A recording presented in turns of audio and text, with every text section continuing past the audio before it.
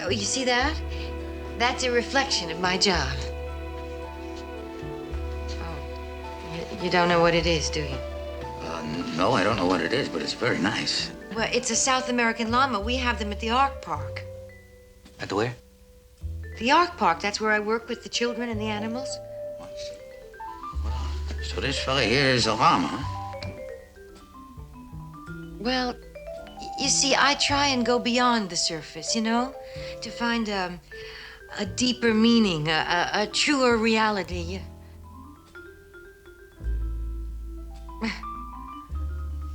At least that's what I think I do. Mrs. Stewart, I'm going to get right to the point.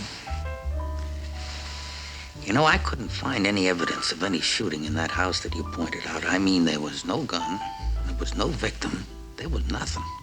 Just a house, a fella living in it. Well, I know what I saw. Well, maybe you think you saw it. What does that mean? The fella that owns that house is a retired Marine general. He says that if you saw him in the window, 1, he was alone. 2, he was wearing a bathrobe. Well, what about the man in uniform? Well, he says that later on, he did try on an old uniform, and he was carrying a target pistol at the time. And he says he happened to trip over a crate that he was packing. Now, to you, does that sound like a reasonable explanation? Oh, very reasonable. But it's not what I saw. Uh-huh. I see. Did you ever wear glasses?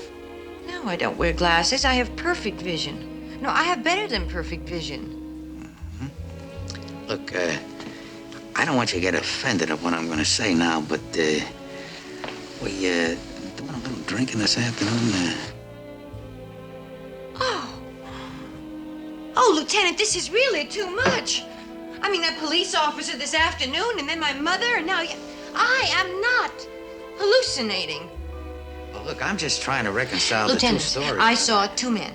One in a bathrobe, and the other one in a uniform. And the one in the bathrobe shot the other man. Now, that is the simple truth. The sane and the sober and the simple truth. Now, do you believe me?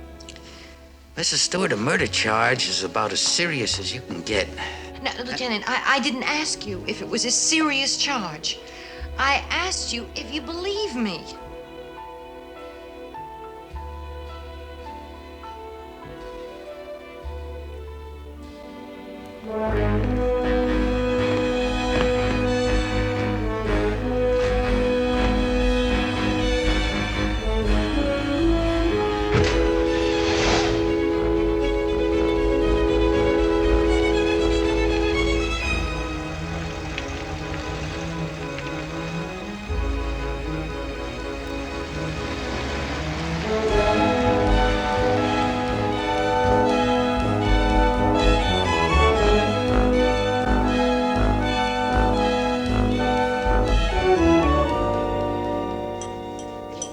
Weird imagination. Even as a child. Those imaginary playmates, all those games. You never wanted to face reality. Mother, to some people, that would have meant that I had a creative and imaginative mind.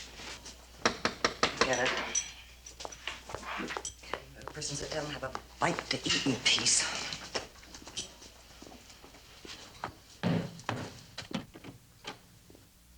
Yes. Mrs. Stewart? No. I'll call her for you. Helen, darling, there's a gentleman here to see you. Me? Yes.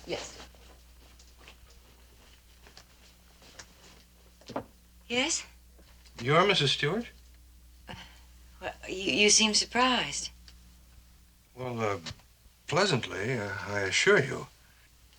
What can I do for you? You can watch the 11 o'clock news on television tonight. What? Apparently, I need a character reference. I'm afraid I don't understand. You don't recognize me? No. Should I? You said that you saw me shoot somebody today. No, you have nothing to fear from me, Mrs. Stewart. But if you'll watch the late news tonight, I'm sure you'll agree that you've miscast me as a murderer.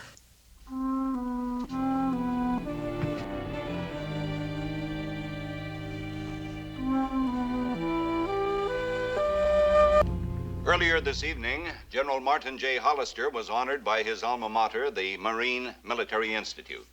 At the banquet tonight, MMI dedicated the Hollister exhibit in their memorial hall, the general thereby joining other select alumni who have distinguished themselves in the defense of their country. General Hollister was given a standing ovation. If any man in recent memory may be said to have had charisma, certainly that man was General Martin J. Hollister. Early on in the Korean War, as a colonel commanding a regiment of armored cavalry, Hollister captured the imagination of the American people. His courage, his brilliance in improvising in the heat of battle, his colorful garb, riding breeches, boots, and pearl-handled Colt 45 soon earned him the nickname the Iron Horseman. Later, as a brigadier general with his own division, he distinguished himself by a daring end run in which, out of ammunition and using only his famous pistol and a monumental bluff, he succeeded in capturing the opposing enemy commander and his entire headquarters. Finally, a landmine accomplished what nothing else could. Put General Hollister out of action with severe wounds. Wounds that necessitated his untimely retirement from active duty as one of the youngest major generals in this nation's military history. On the foreign scene, the Secretary of State again reiterated the United States' determination to keep current troop levels in Europe stable in reply to sharp Senate. You still think a man like that could shoot someone for no reason at all? It's practically on Mount Rushmore. You didn't even recognize him when he came here. Well, I was in a state of shock. I mean, I didn't expect him to show up on our doorstep. Why don't you just admit that you're not sure? Because I am sure. Yeah, well, you were sure when you were married to Tom, too. Do you remember that? You had him running around with every woman in town. No wonder he asked you for a divorce. Those were not mirages, Mother. Those were flesh and blood ladies he was carrying on with. He even admitted it. Your pot's overcooking. That is not a pot. It's a crock. Oh.